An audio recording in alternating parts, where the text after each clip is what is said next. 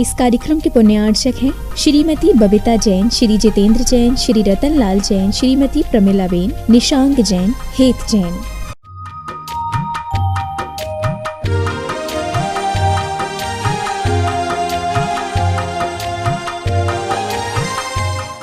जल को प्रथम नंबर इसलिए रखा कि जिस प्रकार जल का कोई आकार प्रकार नहीं है, मैं भी निराकार परमात्मा की, सिद्ध परमात्मा की आराधना कर रहा हूं, वो भी निराकार है।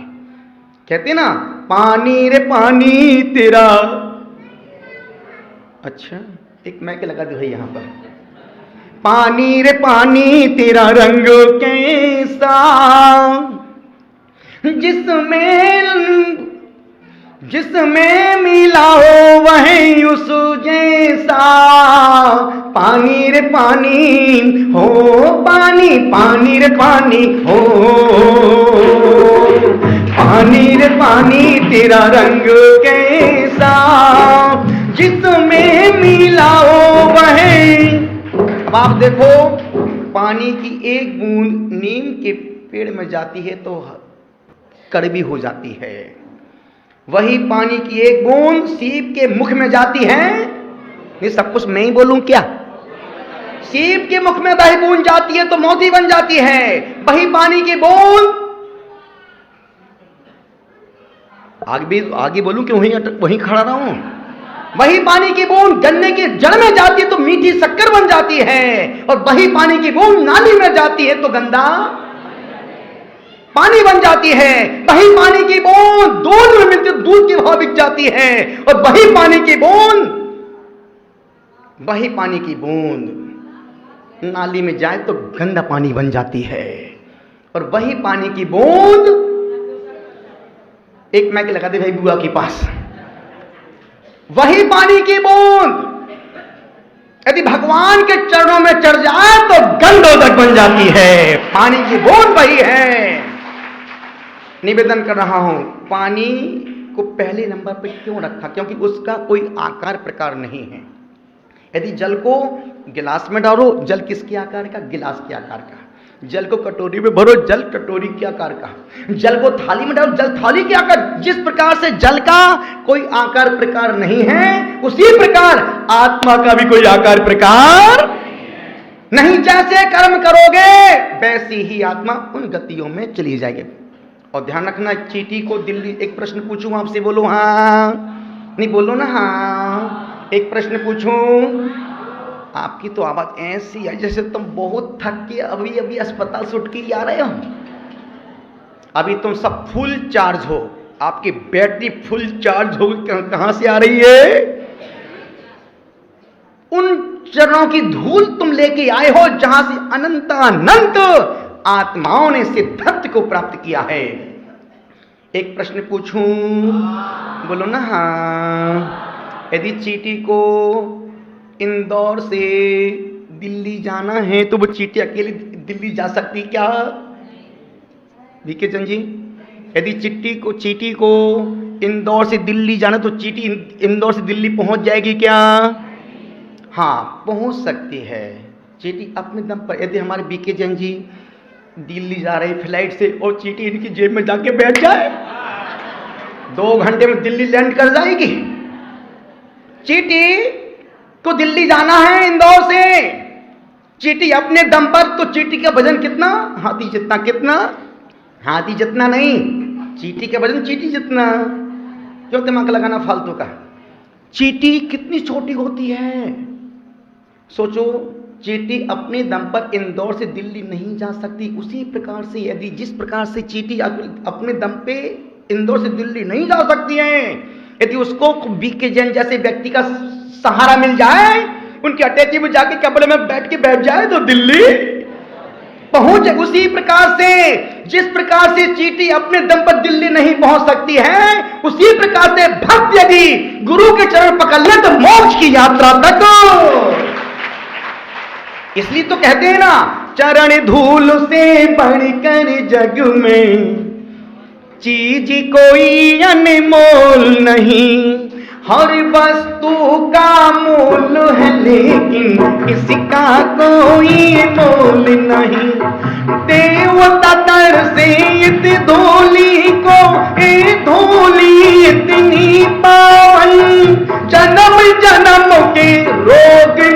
आदि सुख से भर दे दामन तेरे चरणों की धूली बाबा चंदनी गुलाल बनी जिसने भी लगाई मस्तक जिसने भी लगाई मस्तक उसकी तकदीर बनी तेरे बाबा चंदनी गुलाल बनी। निवेदन आपसे कर रहा हूं, आपने सब उस पर्वत की वंदना की है जो पर्वत सबसे ज्यादा सम्माननीय, वंदनीय, पूजनीय है। आंख बंद करके पूरब की ओर मुख करना और हाथ जोड़ के प्रत्येक टोंक की वंदना करना बैठे बैठे। यदि तुम्हें इस यात्रा का, उस यात्रा का रोज का फल प्राप्त करना है, भाव वंदना, द्रव्य वंदना में तो शरीर दुख रहा है, पसीना आ रहा है, द्रव्य चल रही है, पर भाव वंदना में हम यूं बैठे हैं आंख बंद करके बिल्कुल सहज भाव के साथ ऊपर पर्वत के ऊपर पहुंच जाएं। गढ़धर टोंक से तुम्हारी वंदना शुरू हो रही है। सबसे पहली टोंक मिलती कुंतनाथ भगवान के चरणों में माथा टेका, उससे और आगे बढ़े नमीनाथ भगवान को चरण स्पर्श किया, उससे और आगे बढ़े अरयनाथ भगवान को ढोक लगाई, उससे और आगे बढ़े मल्लीनाथ भगवान को याद किया, चरण स्पर्श किए, और आगे बढ़े श्रीयासनाथ भगवान के चरणों में ढोक लगाई, और आगे बढ़े पुष्पदन भगवान की टोंक सबसे ऊंची टोंक है। यदि एक साथ दो वंदना का फल पाना है, उस टोंक पर खड़े हो जाओ, हाथ में बढ़िया भर के अर्घ लो और पूरी टोंकों की वहीं से वंदना करो। और फिर वो अर्घ उस टोंक पे पुष्पदन भगवान का कौन सा नंबर है, 10वां 11वां पति पद्म भगवान की टोंक मिलती है, उस पर जाके प्रणाम करके मुनि सुब्रतनाथ भगवान एकदम सेंटर में बैठे हैं। अब उसमें मन डामाडोल होता है, चंद्रप्रभु स्वामी के पास जाओ या नीचे जल मंदिर सीधे यहां से निकल जाओ। तो जो बेईमान होते हैं, आलसी होते हैं, वो सीधे जल मंदिर निकल जाते, तो जो साहसी होते हैं सीधी वहां से 2 किलोमीटर की यात्रा चंद्रप्रभु स्वामी की लगातार चलते रहो, चलते रहो, चलते रहो, चलते रहो, चलते रहो, चलते रहो। और चंद्रप्रभु स्वामी की जैसी वहां की वंदना की, 3 खिड़कियां 3 झरों के बने हुए हैं, खूब पसीना भी आता है, थकान भी होती है और अच्छा भी लगता है। फिर वहां से देखते ओ वो बैठे पारसनाथ, अभी अपने को वहां पहुंचना है। हमको वहां पहुंचने के बाद अपना लक्ष्य याद आता कि मुझे वहां पहुंचना है। हे भगवान और थोड़ा सा हिम्मत दे, और हिम्मत दे दो, और हिम्मत दे दो, और हिम्मत दे दो। और वहां अपनी बैटरी चार्ज होती है और फिर हम वहां से फिर आगे बढ़ते हैं। आदिनाथ वो जो मोड़ वहां कितनी थकान आती है। सिकंजी वाला बोल सिकंजी पी लो, सिकंजी ले लो, एक मन करता पीऊं की नहीं पीऊं, दूसरा वो अभी वहां चलना है। मन बड़ा बेईमान है, तुरंत खाने पीने का तुरंत मन करता है। जैसे आदिनाथ पर पहुंचते फिर और 2 टोक उस तरफ शीतलनाथ, इस तरफ अनंतनाथ भगवान बैठे हैं। वहां की वंदना की, वहां से जैसे नीचे उतरते बीच में संभावनाथ भगवान मिल जाते हैं। अब वहां से फिर अपन आगे बढ़ते, फिर वहां मन कंफ्यूज होता, सीधे निकल जाए या फिर अभिनंदन भगवान के पास जाए। फिर नहीं यार इतनी दूर तक का, चलो अपन फिर बांसबुज भगवान के दर्शन वंदना की, उसके बाद और आगे बढ़े अभिनंदन भगवान की। इनका चिन्ह क्या है, हाथी के बैल, बंदर, चलो बंदर, अभिनंदन भगवान का बंदर। और अब तो खैर बहुत कम हो गया, लेकिन पहले आज से 10 साल पहले जब कभी उस टॉप पर जाओ 2-4 बंदर वहां बैठे ही मिलते थे। अभी भी मिलते हैं, अब तो बहुत कम मिलते, कभी कभार मिल जाए, अन्यथा पहले तो मिलते ही थे, अब मिलते भी हैं। मिल जाएं नहीं तो नहीं मिले। निवेदन कर रहा हूं, वहां से फिर वापस मूर्ति, अब अपनी यात्रा का उत्तरार्ध शुरू हो रहा है। जल मंदिर, और ध्यान रखना जितने वहां पर आम वाले तीर्थंकर की टोंके हैं, जितनी आम वाले तीर्थंकर की टोंके हैं, आम वाले भगवान की टोंक तक पहुंचने में पसीना छूट जाता। ओ भगवान,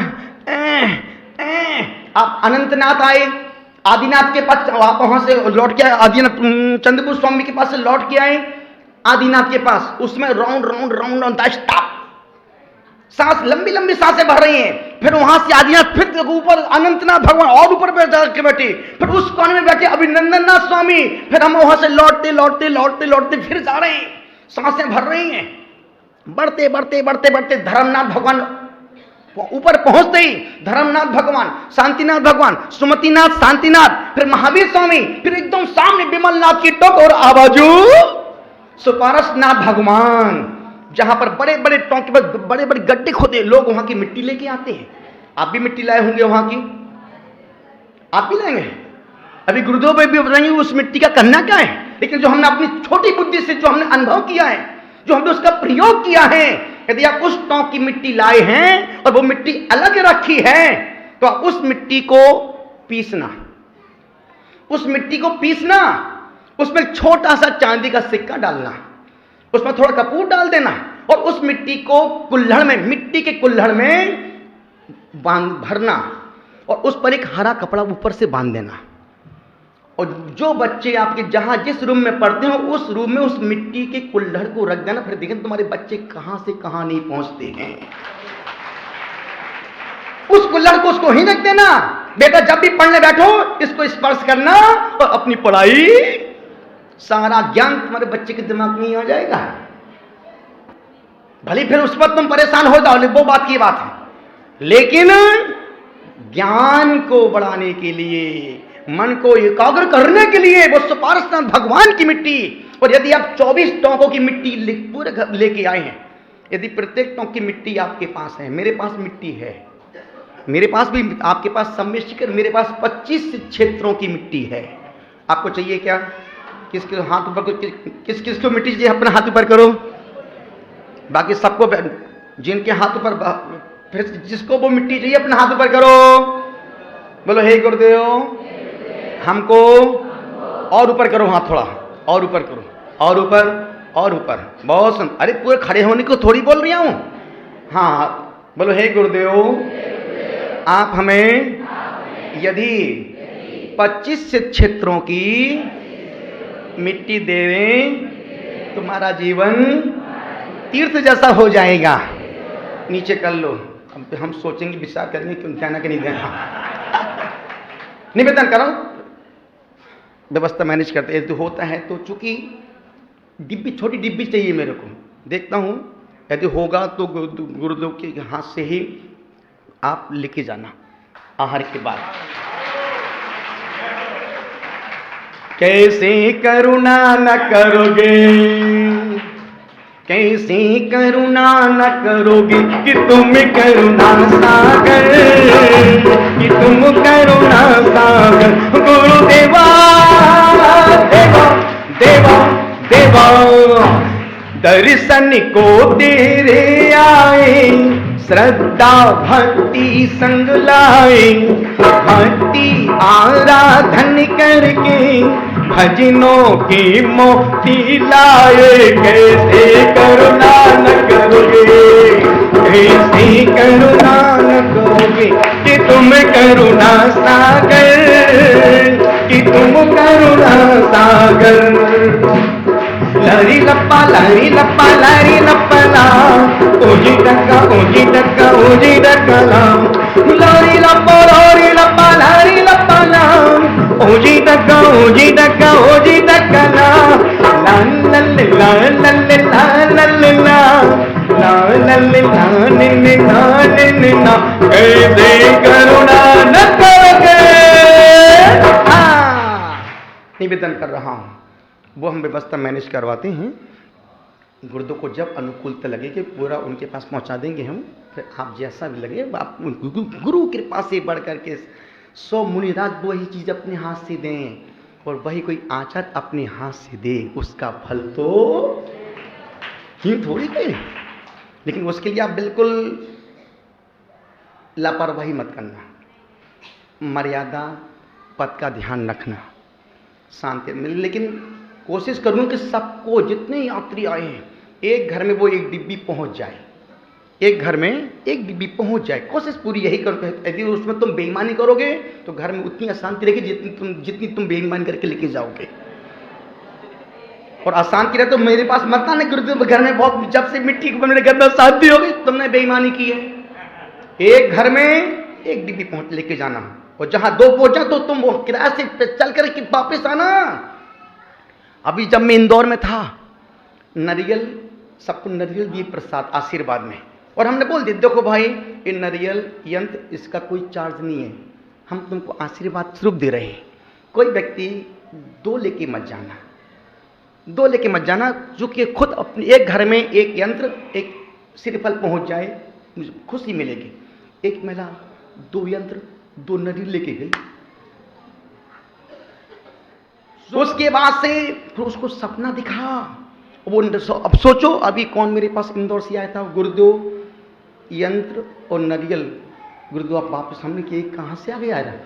बोले गुरुदेव आपने मना किया था, एक महिला लेके चली गई थी लोभ के कारण से, गुरु उसके पूरे घर में परेशानी बेचैनी। हमने क्या जब मना किया था फिर उसने गलती क्यों की? फिर हमने फिर उस पर अब सोचो, उस महिला को बीमारी में सपने में हम दिख रहे थे कि बेटा डबल 2 लेके मत जाना, एक घर में एक ही जाएगा, अब और ले जाओ। तो कभी कभी लोभ, ज्यादा लोभ भी हमको बेचैन परेशान कर देता है। तो इसलिए आप एक घर में एक परिवार में एक ही डिब्बी लेके जाना, 2 लेके, नहीं तो पेट कभी साफ नहीं हो पाएगा।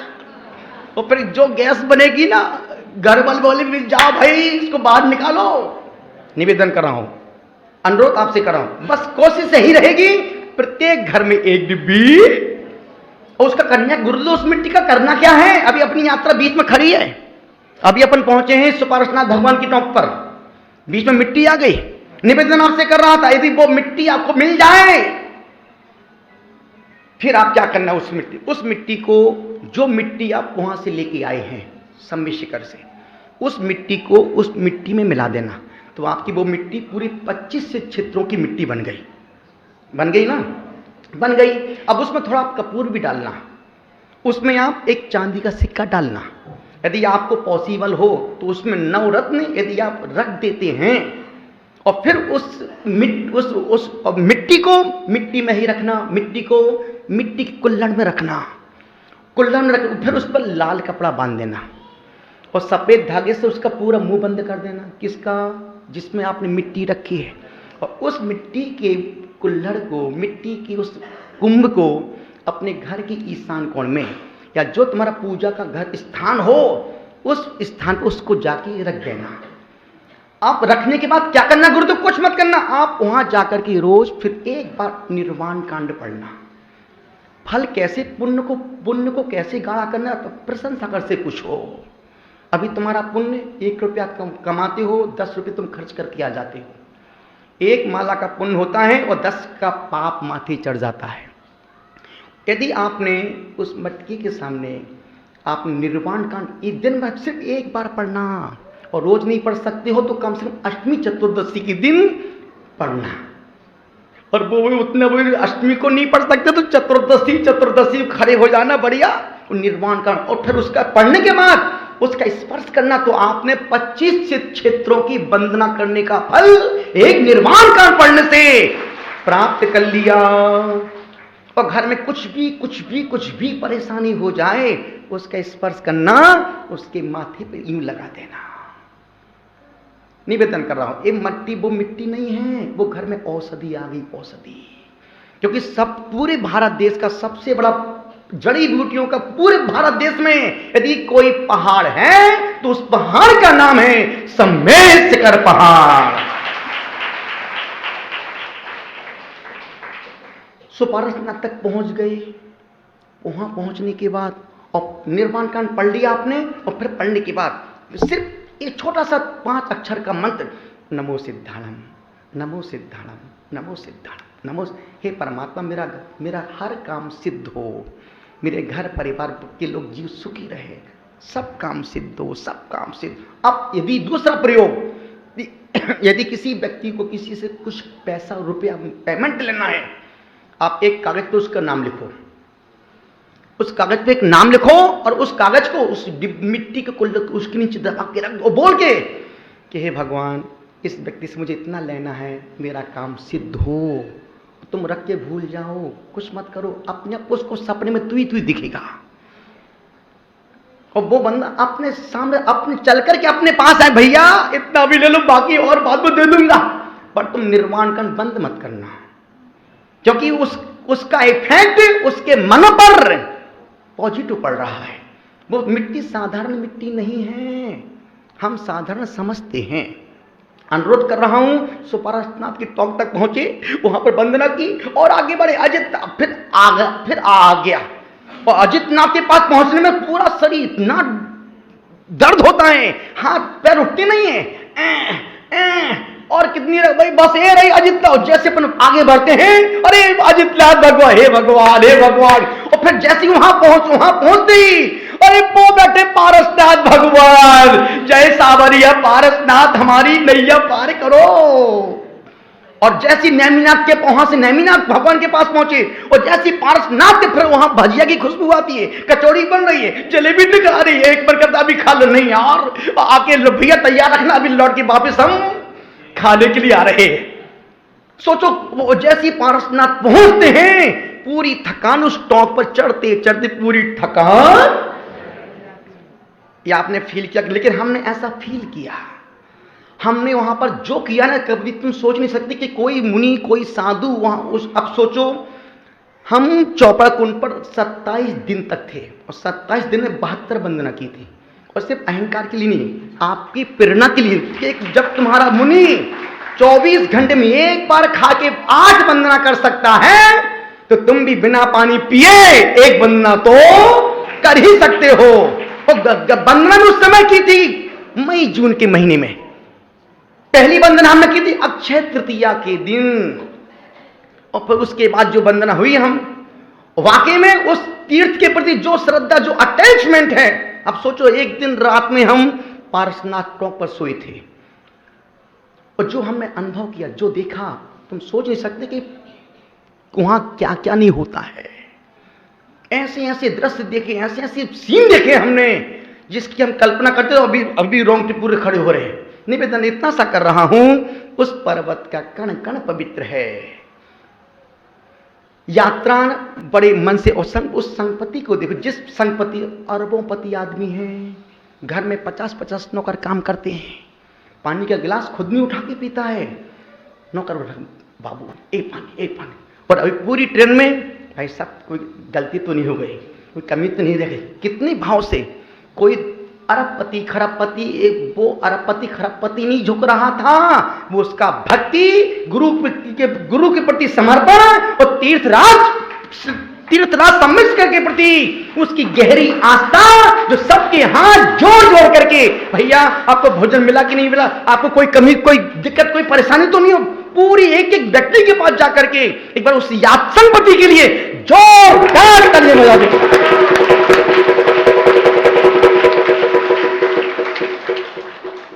धन पैसा कोई भी खर्च करता, लेकिन पैसे के साथ विनम्रता, सरलता, सहजता, आत्मीयता लगाओ कि ये सब मेरे पूरे परिवार के ही लोग हैं और भैया कोई तकलीफ तो नहीं हो गई आपको। ऐसे एक बूढ़ी अम्मा जिसके मुख में एक भी दांत नहीं था, बोले महाराज जी इतना आनंद आया पूछो ही मत, और उसकी आंसू भराए। सोचो उस बुढ़ापे में 75 साल की बूढ़ी मां जब बोलती है तो अपना दिल तो ईडन गार्डन सुन के ही हो जाता है। अन्यथा कहां जा पाते, यात्रा तो फिर भी हो जाती, पर ऐसा आनंद, ऐसा सुख, ऐसी आत्मीयता, ऐसा एक परिवार का जो मिलन हुआ है, अद्वितीय और अनुपम था। चलते हैं, एक कदम और आगे बढ़ते हैं। गुरु दोनों हाथ जोड़ो, बोलो हे गुरुदेव, हे आचार्य प्रवर, आपके चरणों में प्रणाम करते हैं। हे आचार्य श्री, आप प्रज्ञावान हैं, ज्ञानवान हैं, चरित्रवान हैं, समता से संपन्न हैं, करुणा के सागर हैं, वात्सल्य की मूर्ति हैं। मैं आपकी वंदना करता हूं। जंगल में एक राजा गया, शाम हो गई, अमावस्या की रात घिर रही है, अंधकार गहरा होता चला जा रहा है, अंधकार गहरा होता जा रहा है। सम्राट को अपने वापस घर जाना है। सम्राट ने सोचा कि यार घर बहुत दूर है, मैं अकेला हूं, शिकार के लिए मैं जंगल गया था, अब मैं अपने घर कैसे पहुंच पाऊं। देखा कि दूर एक कुटिया में एक बूढ़ी मां बैठी है। एक कुटिया में, झोपड़ी में एक बूढ़ी अम्मा बैठी है। अब बूढ़ी माँ भी 95 साल की, 95 ईयर्स रनिंग। हमारे संघ के एलग जी महाराज साहब की उम्र कितनी होगी? कितनी उम्र एलग जी महाराज साहब की? 83 ईयर्स रनिंग। आप सोचो, पूरा पैदल विहार करते हैं, हर क्रिया को जीवंत होकर करते हैं। इतनी स्फूर्ति, इतनी ताजगी आपके अंदर आ जाए तो तुम्हारा जीवन शिखर जी का पहाड़ बन जाए। लेकिन तुम अच्छे काम में प्रमाद आलस करते हो। मंदिर जाने के लिए तुम 10 बार सोचो, तो मंदिर जाऊं कि नहीं जाऊं, जाऊं कि नहीं जाऊं, मेरी भावना पढ़ूं कि नहीं पढ़ूं। आप हमेशा शुभ कार्य को बात पर टालते हो और अशुभ कार्य को तुरंत करने बैठ जाते हो। निवेदन आपसे कर रहा हूं, दिन भर में एलग जी महाराज साहब दिन भर में 100-150 माला रोज फेरते हैं। तुम 5 माला ही रोज फेर लिया करो। रोज 150 माला रोज फेरते हैं। छल्लक जी महाराज साहब रोज 27 प्रसिद्ध भक्ति पढ़ते हैं, 25-50 माला फेरते हैं, स्वाध्याय करते, हर क्लास को अध्ययन करते हैं। टाइम पास नहीं करते हैं जैसे आप टाइम पास कर, वैसे टाइम पास नहीं करते हैं। आप सिर्फ तीर्थों पर जाते हो, देखा भगवान को देखा, वहां जाने की जल्दी, वहां से भगने की जल्दी। पहुंचना कहां है? अरे कम जितने उत्साह से हम पूजन प्रारंभ करते हैं उससे कई गुना उत्साह से पूजन का समापन होना चाहिए। जितने उत्साह से हम तीर्थ की यात्रा के लिए जाते हैं उससे 10 गुना ज्यादा उत्साह से उस तीर्थ से निकलना चाहिए। जाने की जल्दी, फिर भगने की जल्दी। अरे तो भाई इतनी जल्दी तुम कर क्यों रहे बाबू? जाना कहां है? वहीं जाना है जहां पूरा संसार पहुंच रहा है। सुकून से भले तुम 5, यदि आप 10 तीर्थ की यात्रा करना है 5 यात्रा करो, पर सुकून से करो। कम से कम भगवान को देखो, कौन से भगवान बैठे हैं, कितने भगवान बैठे हैं, कब से भगवान बैठे हैं, भगवान का स्पर्श करो। मौका मिल जाए अभिषेक करो, अभिषेक ना कर पाओ तो शुद्ध वस्त्र पहन के भगवान का स्पर्श करो, और स्पर्श भी ना कर पाओ तो कम से कम जिस भगवान का मूल वेदी है, कम से कम उन भगवान की एक माला उनके सामने बैठ करके फेरो, तब तो फल मिल। के चैन देने तैन दल पाओ पे कहीं चरस होगी, यहाँ वो धक्का वहां से वो धक्का मार रिया है। चलो भाई हमने दर्शन कर लिए, ऐसे दर्शन तो शूद्र भी कर लेता है। जब जैन कुल में पैदा हुए हो, जैनत्व मिला है, तो कम से कम जैनत्व के अपने अधिकार का पूरा लाभ उठाना चाहिए। सिर्फ दर्शन कर लिए, चावल 1 मुट्ठी चावल छोड़ दिया, चलो भाई चलो चलो चलो जल्दी चलो जल्दी चलो। तो आए किस लिए यहां पर? नहीं आए किस लिए? किसने तुमको बुलाया यहां पर? अरे कम से कम जहां जा रहे हो यदि कोई संत विराजमान हो उनके पास जाके बैठो। 10 गुरुदेव आपकी साधना को इतना वर्ष हो गया है, हमारा जीवन अस्त व्यस्त है। जीवन तो ऐसा है जैसे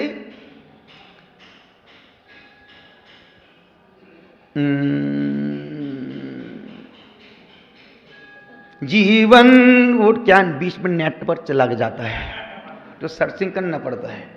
जीवन को देख लो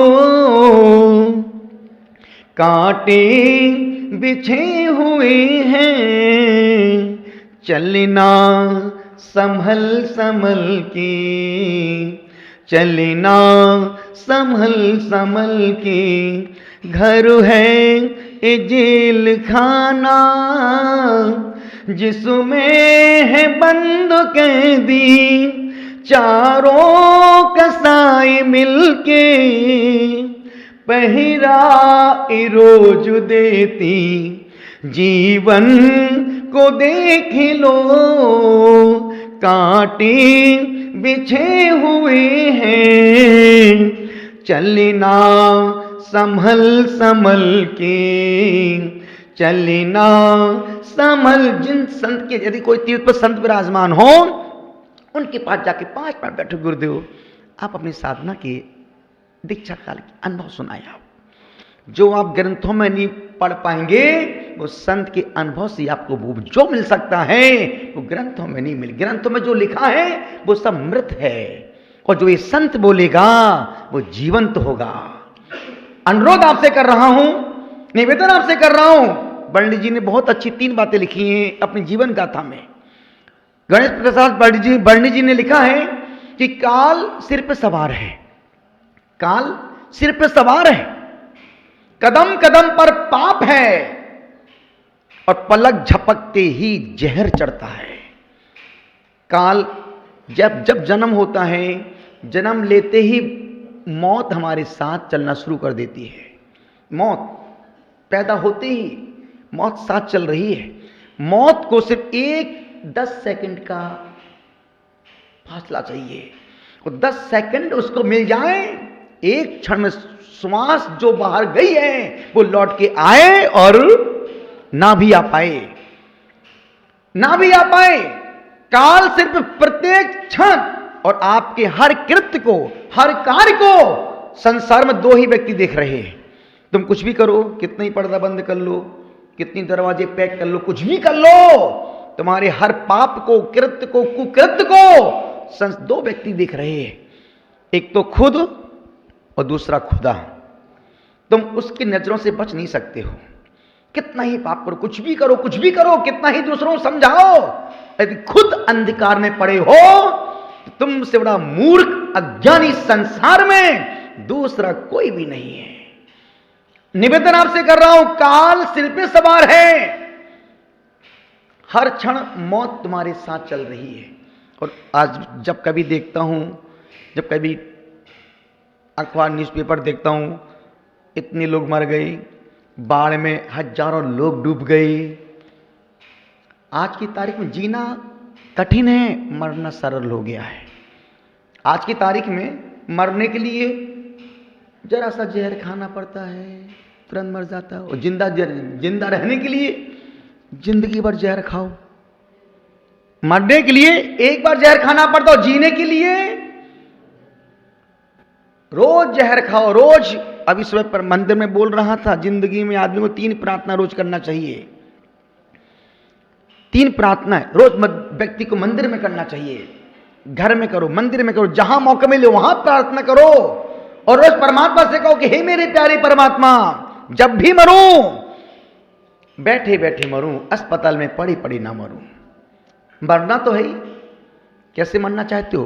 पड़े पड़े या खड़े खड़े? पड़े पड़े या खड़े खड़े? खड़े खड़े जाना कि पड़े पड़े जाना है? खड़े खड़े जाओगे तो बाहुबली बन जाओगे, और पड़े पड़े जाओगे तो कंस के, मरीचि के खानदान में पैदा होगे। आपसे गुजारिश कर रहा हूं, आपसे निवेदन कर रहा हूं, आपसे ही कह रहा हूं। जब संत बोलता मैं आपसे कह रहा हूं तो वो सोचते वो हमको थोड़ी, वो तो पड़ोसी को बोल रहे हैं। और पड़ोसी सोचता वो हमसे थोड़ी, वो मेरे पड़ोसी की। इसी गफलत में संत की अच्छी अच्छी बातें साइड से निकल जाती। अवधि को पूरा कर रहे हैं। चलती ट्रेन के पहिए टिकट की अवधि को पूरा कर रहे हैं, उसी प्रकार से हमारी आती जाती श्वास जीवन की अवधि को पूरा कर रही है। कब जीवन पूरा हो जाए? अरे सूरज का तो समय फिक्स है। सुबह सूर्य, रोज सूर्योदय होगा, दोपहर भी होगी, शाम भी होगी और रात भी होगी। उस सूरज का सब कुछ फिक्स है, पर इस जीवन रूपी सूरज का कुछ भी फिक्स नहीं है। कल सूरज उगे और ना भी उगे, दोपहर हो और ना भी हो, शाम आए और ये सब कुछ मैं ही बोलूं क्या? शाम आए और अब लगा तुम जिंदा बैठे हो यहां पर। बैठने का सबूत तो दो कम से कम कि बैठे हाथ पर। तो जब कभी रात में सोने जाओ तो बीच बीच में हाथ पर हिलाते रहना, नहीं तो लोग गलत समझ जाएंगे कि यार ये तो चले ही गया। निवेदन आपसे कर रहा हूं, आपसे कह रहा हूं, बीच में बैठे होने का सबूत देते रहें। काल सिर पे सवार है। काल, मौत ने आज तक कभी किसी से भेदभाव नहीं किया। राजा हो या, नहीं सब कुछ मैं ही बोलूं क्या? राजा हो या सम्राट हो या भिखारी हो, कोई भी हो, मौत की गिरफ्त में जो आया है वो बच के नहीं गया है। इसलिए आपसे निवेदन करो, काल सिर पे सवार है, कदम कदम पर पाप है। जितने तुम्हारे कदम उठ रहे हैं वो संसार के सृजन के लिए उठ रहे हैं कि परमात्मा के सृजन के लिए उठ रहे हैं? जितने तुम्हारे कदम संसार के बढ़ रहे हैं, जितना तुम आगे भाग रहे हो, संसार बढ़ाने के लिए कि संसार को घटाने के लिए? निवेदन, संसार के सृजन के लिए तुम्हारे जितने कदम कदम कदम पर पाप हैं, और भट्टिकेर स्वामी ने मूलाचार ग्रंथ में लिखा है, जिसका गुरुदेव भी स्वाध्याय करवा रहे हैं, उसमें लिखा है कि श्रावक को जीने का एक ही फार्मूला है। एक श्रावक ने, एक भक्त ने प्रश्न पूछा, गुरुदेव कदम चरी कदम चिट्ठी कदमा से कदम सही कदम भंसिस भासिस जिदम पाप न बंधई। हे भगवान, मैं कैसे उठूं, कैसे बैठूं, कैसे खाऊं, कैसे पीऊं, कैसे बोलूं, कैसे आऊं, कैसे जाऊं, कैसे सोऊं। तब भट्टिकेर स्वामी ने उस शिष्य से कहा कि बेटा, इन सारे प्रश्नों का एक ही जवाब है, जदम चरे जदम चिट्ठी जदमासे जदम सही जदम भूसि जिभासे जदम पापम न बंधई। तुम कोई भी क्रिया करो, कोई भी कार्य करो, विवेक पूर्वक, होश पूर्वक करो। होश पूर्वक किया गया कार्य धर्म है और बेहोशी में किया गया कार्य अधर्म है। यदि तुम मंदिर जा रहे हो और होश में नहीं जा रहे, तुम आदतन मंदिर में गए, चावल चढ़ा दिया, और ये नहीं पता कि मंदिर के भगवान कौन से मूल भगवान है। बेहोशी में किया गया धर्म भी अधर्म है और बेहोशी में, होश में किया गया पाप भी पुण्य है। झूठ बोलो, कौन मना कर रहा है, पर होश में बोलो कि मैं झूठ बोल रहा हूं। गुटखा खाओ, होश में खाओ कि मैं जहर खा रहा हूं। सिगरेट पियो, कौन मना करता, पियो, और होश में पियो कि मैं जिस प्रकार से सिगरेट छोटी होती जा रही है, ये मेरी जिंदगी को भी नहीं, सब कुछ मैं ही बोलूं क्या। निवेदन आपसे कर रहा हूं, कुछ भी करो, रात में खाना खाओ, खूब खाओ, जल्दी जाओ। एक बच्चा बोला, मम्मी हम, बेटा तू खाना कब खाता है? बोले गुरुदेव, मेरे पापा जब रात में आते, मम्मी बोलती है बेटा जब पापा जी रात में आएंगे अपन एक साथ खाएंगे और एक साथ नरक जाएंगे। एक साथ खाओ और एक साथ काय को जाओ, ऊपर जाओ ना, काय को नीचे जा रहे हो। आपसे निवेदन कर रहा हूं, जो कुछ भी करो पर विवेक पूर्वक, होश पूर्वक करने से वह दुष्कर्म भी तुम्हारा छूट जाएगा। कदम कदम पर पाप है। और संसार में जितने लोग बैठे, जितने यहां जितने लोग संसार में दिख रहे हैं, एक भी उसमें सब पापी जीव हैं, सब पापी जीव हैं। पाप मन से ज्यादा होते हैं, शरीर से, वचन से और कम होते हैं, और शरीर से और कम पाप होते हैं। सबसे ज्यादा पाप व्यक्ति, नहीं सब कुछ मैं ही बोलूं क्या, सबसे ज्यादा पाप व्यक्ति, वो गीतकार कहता है ना, भक्तों मेरी बात सुनो, ऐसा एक इंसान चुनो जिसने पाप ना किया हो, जो पापी न हो। भक्तों मेरी बात सुनो, ऐसा एक इंसान चुनो जिसने पाप ना किया हो, जो पापी न हो। पाप ना किया हो, जो पापी न हो। निवेदन करो, कदम कदम पर पाप है और पलक झपकते ही जहर चढ़ता है। पलक झपकते ही जितने पाप जिंदगी में आ रहे हैं, पाप की शुरुआत आंख से होती है। मन उसको एक्सेप्ट करता है, और मन जब एक्सेप्ट करता है तो शरीर को बोलता, चलो आपने जिस चीज को कभी देखा ही नहीं, आप उसके बारे में सोच नहीं सकते हैं। आप कद्दूराम को जानते हैं? कद्दूराम को जानते? कद्दूराम को कोटा में रहता कद्दूराम, जानते? कोताराम नहीं जानते कद्दूराम को? अरे क्या बोलते हैं आप, उसको जानते? रामकली को हैं? यदि आप ऐश्वर्या राय को जानते? ऐश्वर्या राय को, ये देखो चेहरा खिल, देखो तो चेहरा खिल गए। आप अमिताभ बच्चन को जानते हैं? नाम सुनते ही छवि सामने आ, क्यों? क्योंकि आपने उसको देखा है। दृश्य आंखों से गुजरा है। जो दृश्य आंखों से गुजर जाते हैं वो अंदर पहुंच जाते हैं। आपने कभी उसका नाम सुना है? सट्टपट्ट का नाम, एक खाने का पदार्थ आता सट्टपट, जो हमारे बुंदेलखंड में उसको बोलते सेवैया। सेवैया लंबी लंबी जो होती है ना, क्या बोलती गुड्डी उसको? सेवैया। सट और पट्ट, और दिन भर पट पट पट पट। निवेदन कर रहा हूं,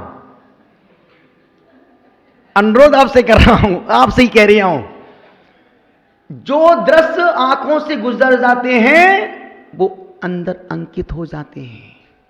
क्या भाई आपने उसका फल का, उस फल का नाम सुना आपने? उस फल का नाम सुना आपने?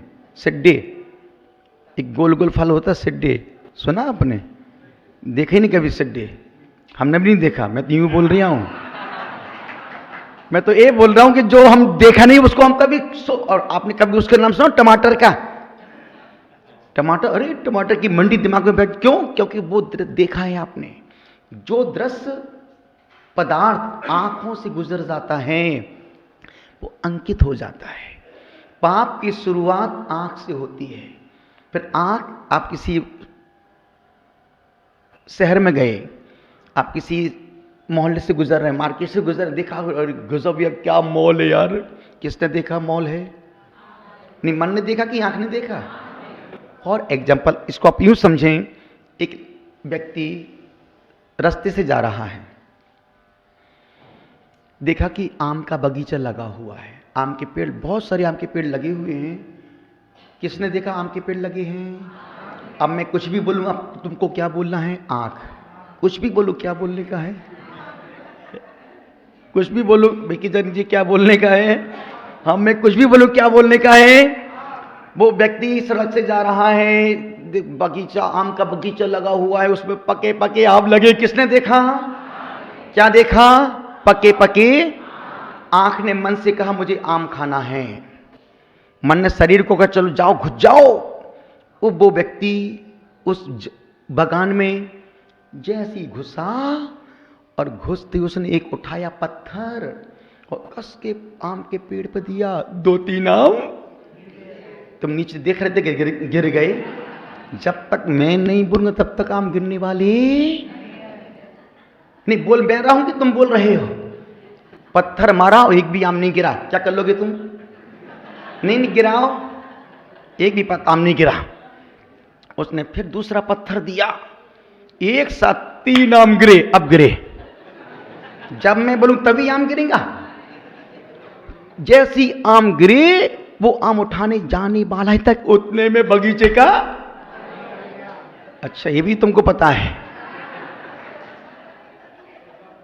अभी मालिक नहीं आया। जब तक मैं नहीं बोलूंगा तब तक मालिक आने वाला।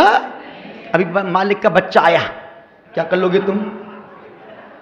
बच्चे ने देखा कि यार कोई आम तोड़ा, वापस भागते भागते भागते भागते फिर गया, पापा पिताजी जल्दी आओ, कोई बगीचे में आम तोड़ रहा है। जैसे बच्चे ने कहा जल्दी आओ, कोई आम तोड़ रहा है, उसका पिता लकड़ी लेके आया और उस दिकंबत मैं धूप में मर रहा हूं, पसीना बहा रहा हूं, और तू पगला मेरी आम के आम तोड़ रहा है। उसने 2, 4, 5 डंडे रसीद कर दिए उसको। उसने कहा मुझे माफ कर दो, गलती हो गई, और 2 डंडे और दिए, माफी मांग लो। उस पीठ में खून निकला, आंख से आंसू बहने लगे। आम किसने देखा था? आंख ने किससे कहा? मन ने किसको कहा? बगीचे में कौन गया था? कौन लेके गया था? आम किसने देखे थे? पत्थर किसने मारा था? आंख ने नहीं, पत्थर, देखो आंख ने पत्थर मारा था। अच्छा वो अभी कुछ भी बोलूं, क्या बोलना है? आंख, विवेक से बोलने का है भाई। आंख ने पत्थर मारा, आंख मारती है, पत्थर नहीं मारती है। पत्थर मारा आंख ने।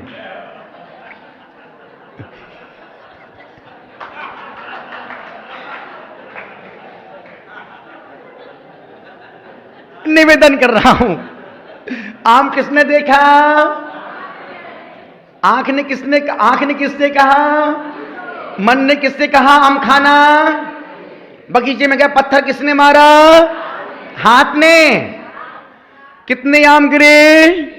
3 आम गिरे। आम उठाने वाला तो उतने में कौन आ गया? बच्चा। मालिक आ गया, बच्चा आया। बच्चे ने किससे कहा? लकड़ी लेके कौन आया? कौन पिटा? आम किसने उठाया था? हाथ ने। किसने खाया? लीलाबाई ने। पिटा कौन? देखा किसने था? अब आप सोचो, देखा किसने था? आंख ने। आम किसने खाया? रसना इंद्री ने। और पिटा कौन? शरीर। स्वयं कृतम कर्म यदात्मना पुरा फलम तदीयम लभते शुभाशुभम। जो व्यक्ति जैसे कर्म करता है उसको बाद में आंसू उसको ही बहाने पड़ते हैं। निवेदन आपसे कर रहा हूं, कदम कदम पर पाप है, पलक झपकते ही। इसलिए आचार्य मेरे गुरुदेव हमेशा बोलते हैं कि बेटा जब मंच पे बैठो अपनी पलकों को झुका के रखो। गुरुदेव तो बंद करके रखते हैं। और अभी नहीं, जब से हमने दीक्षा ली है तब से हम गुरुदेव को ऐसे ही देखते हैं। गुरुदेव अपने आसन से बैठ जाएंगे, आंख कौन चंद, कोई लाल, कोई पाल, कोई कुमार आए जाए, कोई मतलब नहीं। वो तो अपने यहां भी अपने अंदर ही रहते हैं। निवेदन कर रहा हूं, एक गुरुदेव की सबसे बड़ी साधना है, उपलब्धि। हम तो एक बार बीच में यदि हम आंख बंद करके बैठते, खोल के देखते कौन आया कौन गया, यूं टिप्पर मारते हैं कौन आया कौन गया। अगर कोई खास दे तो कोई अपना खास आ गया क्या?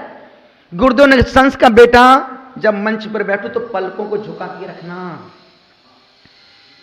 और गुरुदेव बोलते हैं, एक गुरुदेव का अपना मौलिक चिंतन है। जब आजकल की लड़की की बात नहीं करो, मैं तो आज से 30 साल पहले की लड़की की बात कर रहा हूं। जब लड़की की शादी होती थी, टाटा बाटा, जब लड़की की शादी होती थी, जब लड़की ससुराल जाती थी तो 6-6 महीने, 1-1 साल तक पलकों को ऊपर नहीं करती थी। मेरे गुरुदेव का चिंतन है, लड़की चंद्रमुखी, पलकें झुकी, पति सुखी। लड़की चंद्रमुखी, पलकें झुकी, पति सुखी। विवाह की डेफिनेशन गुरुदेव के शब्दों में, लड़की चंद्रमुखी, पलकें झुकी, पति सुखी। 3 महीने 6 महीने बाद लड़की सूर्यमुखी, पलकें उठी, पति दुखी।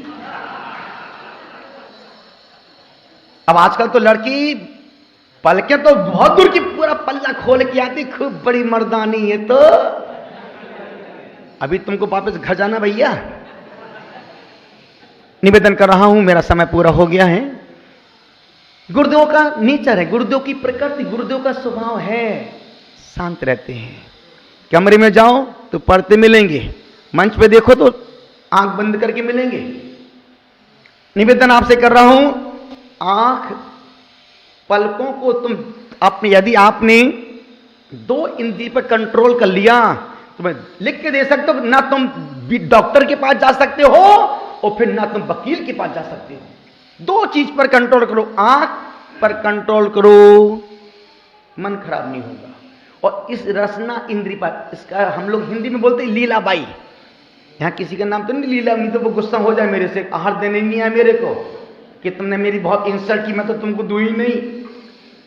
एक दिन भर लपल लपर करते खाने को, मीठा मीठा बोलने को, तीखा कड़वा परोसती। यदि आपने सिर्फ एक इंद्रिय पर बस में कंट्रोल कर लिया तो आप डॉक्टर के पास जाने से बच जाओगे। फिर आप स्वाद के लिए नहीं, स्वास्थ्य के लिए भोजन करेंगे। फिर आप हित मित प्रिय वचन बोलेंगे। आंख बड़ी नालायक है, मिल जाए तो दुख दे, भिड़ जाए तो दुख दे, आ जाए तो दुख दे, चली जाए तो दुख दे, लग जाए तो दुख दे। ये आंख बड़ी, इसलिए पलकों को झुका के रखो। हमारे भगवान कैसे हैं? उनकी आंखें बंद की खुली हैं? खुली नहीं है, अर्ध उन्मीलन नेत्र, ना बंद है ना खुली उनकी दृष्टि नासा। तुम आओ तो कोई फर्क नहीं, और नहीं आओ तो। और अपन पढ़ते हैं ना, छवि बीत रागी नगन मुद्रा,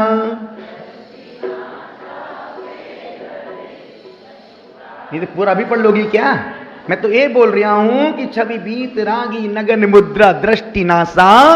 तो गुरुदेव ने हम लोग से कहा, बेटा मंच पे बैठो तो पलकों को झुका के रखा करो। जब आहार करने जाओ अपनी चेहरे की मुखाकृति को सौम्य रखो। गुस्से में फूं-फां करके हाथ नहीं लेने का, आंखें लाल पीली नहीं करने का। क्यों? क्योंकि देते 5 लोग हैं और देखते आहार को 500 लोग हैं। उस चर्या में चेहरे पर वीतरागता झलके।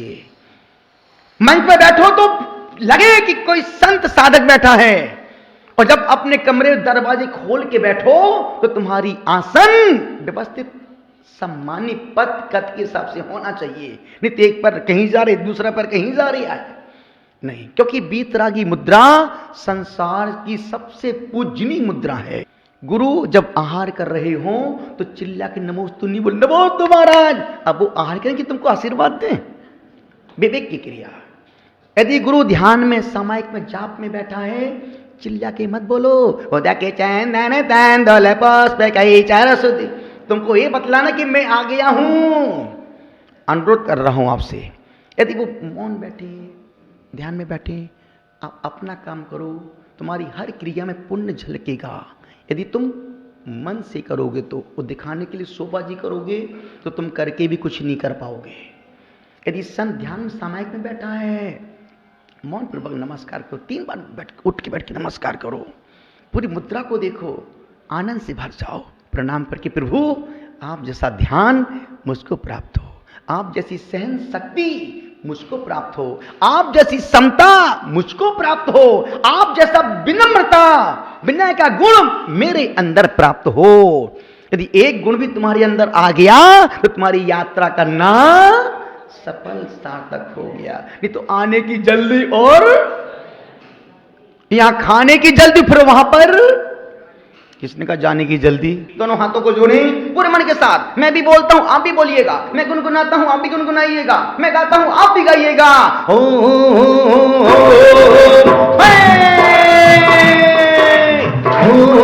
नमो हरिहंसायम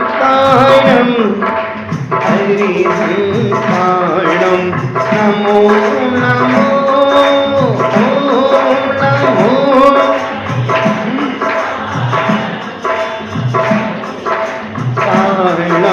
नमो नमो ओम नमो श्री सीताराम सीताराम ओम नमो नमो ओम नमो श्री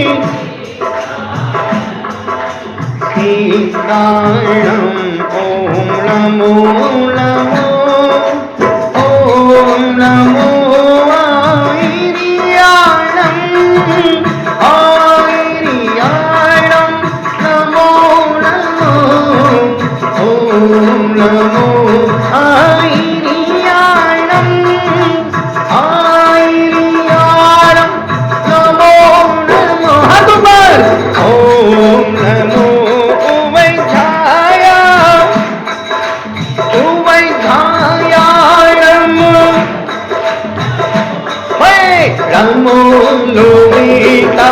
साहूरम विसाहूरम नमो नमो नमो लोवे तब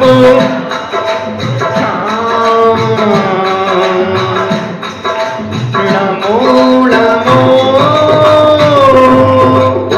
पंच परमेष्टि भगवान की